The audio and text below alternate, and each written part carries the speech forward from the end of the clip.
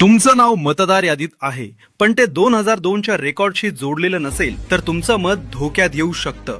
तुमची मतदानाची ओळख पक्की करण्यासाठी निवडणूक आयोगाची ही सर्वात महत्त्वाची अपडेट सोडू नका. निवडणूक आयोगामार्फत संपूर्ण देशात स्पेशल इंटेन्सिव्ह रिव्हिजन SIR राबवला जात आहे. तुमच्या मताधिकाराच्या संरक्षणासाठी तुमची माहिती 2002च्या माहितीसोबत मॅपिंग करणं अनिवार्य आहे. बरं, मग यासाठी काय करायचंय? voter.eci.gov.in या संकेतस्थळाला भेट द्या किंवा ECINET ॲप वापरा. तेथे search your name in last SIR हा पर्याय निवडा.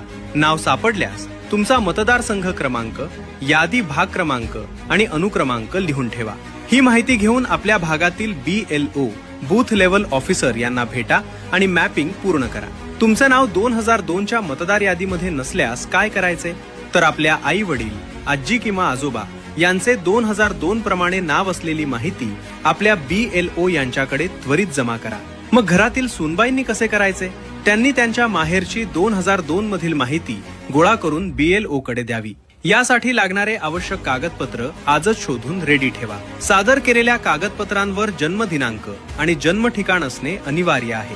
तुम्ही खालीलपैकी कोणतेही कागदपत्र वापरू शकता: जन्म दाखला, पासपोर्ट किंवा 10वी प्रमाणपत्र, राष्ट्रीयत्व प्रमाणपत्र किंवा पेन्शन ऑर्डर, जातीचा दाखला, जमिनीचा अभिलेख किंवा सरकारी ओळखपत्र.